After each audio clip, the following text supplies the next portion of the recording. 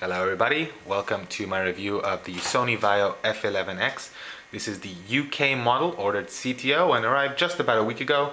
Been getting to grips with this model. There seems to be quite a few questions about it on the net and people comparing this to the Dell Studio XPS16, myself one of them, before I purchased this laptop. I'm hoping this review might help some of you along with your decision.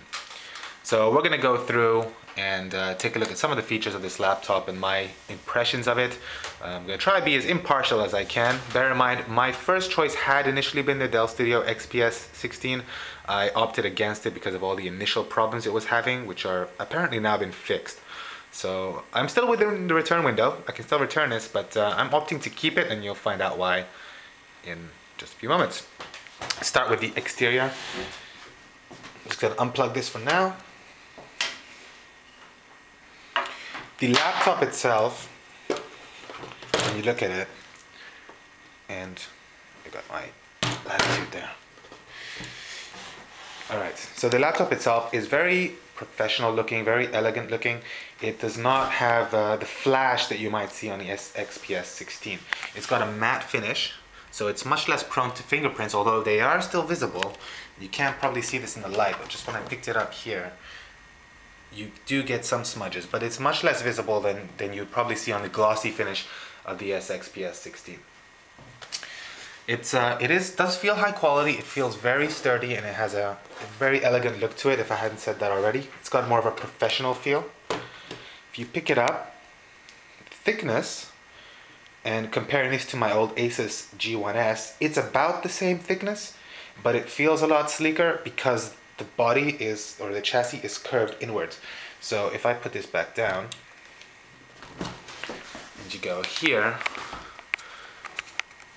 the body actually curves inwards and it looks a lot thinner than it actually is. Let's take a glance around the sides here. At the back there's nothing. There's no ports or any connections at the back of the machine itself. So put it down, come around the side here. You have the grill here, the heat exhaust. You've got your LAN port, VGA out, HDMI out, an eSATA/USB combo, which means you can use a power over eSATA cable as well here, and an express card slot. Not quite sure what this S400 thing is here, and maybe one of my viewers will be more enlightened as to that, but I'm not using it, so it's not a big concern.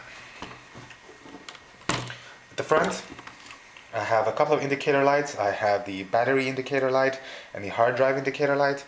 You also have the wireless on-off switch, slot for your Pro Stick if you use a Sony camera, and a nice separate slot for your SD card. So I was very happy about that. If it only had the memory stick, I would not have purchased this laptop because I'm against that proprietary technology. And there we go. Over on the right hand side, we have the headphone out, which also doubles as an optical out. I'm sorry if my focus is not the best on this camera. We have the headphone in, the headphone in. And we have two USB slots, one of which I plugged my mouse into. And then over here I have the Blu-ray drive. The power light is on. This is the on-off switch. It stays illuminated even at night. I haven't found a way to switch that off yet. That is a minor annoyance to me right now because I do sleep with my laptop on by the bed. And if I could switch that off, that would actually have been a big help. Apart from that, that's the exterior design over here. One other minor annoyance is the fact that it only has 3 USB ports. I would have preferred more, especially as this is a multimedia laptop. I do usually have my mouse plugged in all the time, a hard drive plugged in, and my phone. That takes up all 3 slots already. Okay, I'm going to plug this back in. And speaking of which, the power brick is over here. If you'd like to compare the 130 watt power brick with the one from the Dell, and let's just unplug this for a second. This is the power brick from the Dell Latitude, also 130 watts, and you can see that the Sony is marginally smaller than that brick.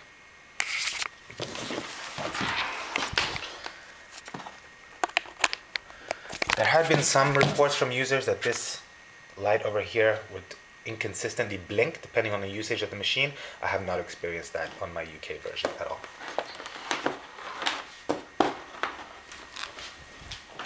Alright, I'm going to plug this back in.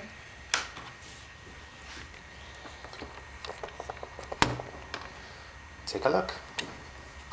Now looking here, you can see that the screen is quite thick. I am not sure if this is an LED or other type of screen, I can't tell, but we'll cover the screen a little bit more later. Okay, let's take a look at the main body now. It's the keyboard. So this is the premium black finish. This finish is only available at the moment, I believe, in the EU and Asian markets. It is not available in the US. So if you are purchasing a US F11, the black color is actually very different from this one. The main difference between the premium black and the black is the palm rest over here. This palm rest is rubberized, whereas the regular versions, the black and the gray, apparently are plastic. I have not seen them, but that's what the reports seem to suggest. This rubber feels great. It's got a nice little Vaio logo there. The multi-touch pad, and it is multi-touch, but it's not very sensitive, which we'll see later. It has a texture there, but it's actually smooth. You got your two buttons going through. You got all your little stickers. I like the contrast between the rubberized palm rest. It's a darker black. It's actually very dark black compared to a more grayish base. Whoops, beneath the island style keyboard. And this is an island style keyboard. Which we'll just go over here. I love the individual number pad. It's the first time I've had a laptop with a number pad. It's making itself very useful when using Excel.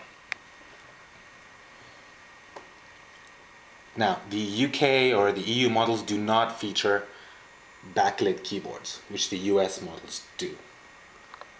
Or could, if you order them CTO, or certain pre-configured models. It's an option in the US. In the EU, it's not even selectable. So, I don't have a backlit keyboard. At the top, you have some buttons here. You have your Vaio Assist button, which opens up the Vaio.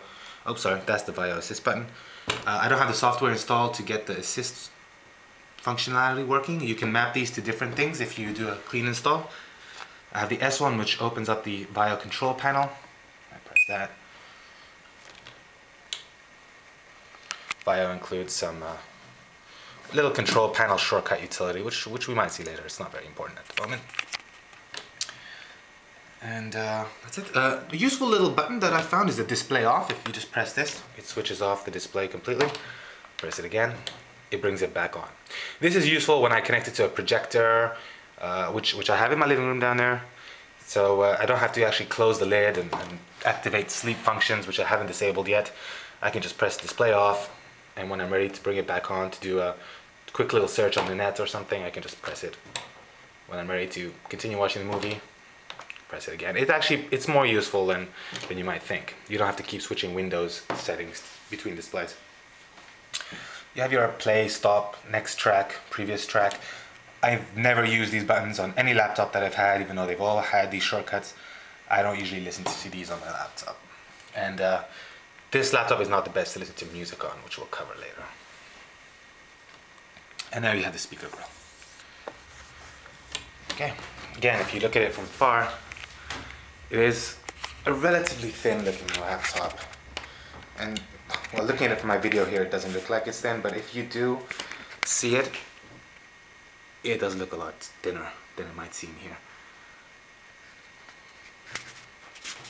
Okay, well, let's just take an overview around it before we move on to the screen.